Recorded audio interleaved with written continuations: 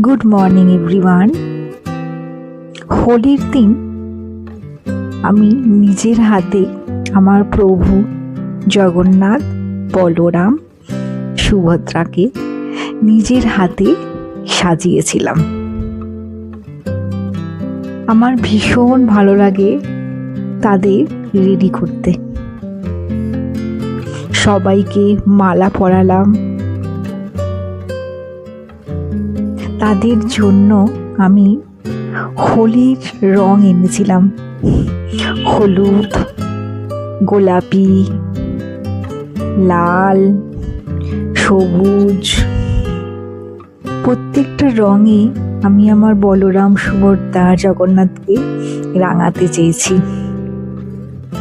তাই মিষ্টি নিবেদন করে গোলাপের পাপড়ি আর ভালোবাসা দিয়ে ভরিয়ে দিলাম তাদের চারপাশ।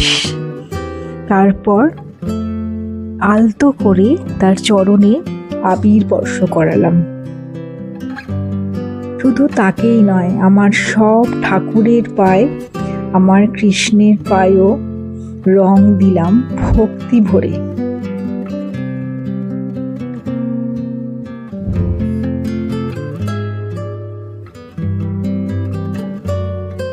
ঠাকুরের পায়ে আবির নিবেদন করেই আমি আমার হোলির দিন শুরু করেছিলাম।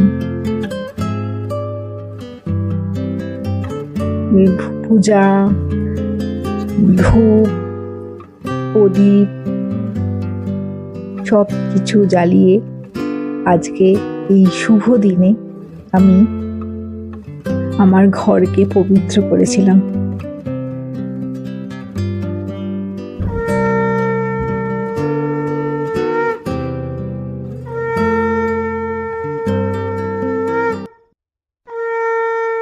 তারপরে শুরু করলাম আমি আরতি করা।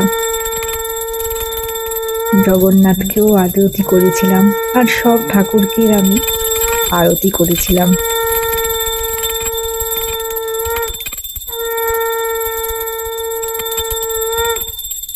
তোমরা যখন আরতি করো তখন কি মন্ত্র উচ্চারণ করো?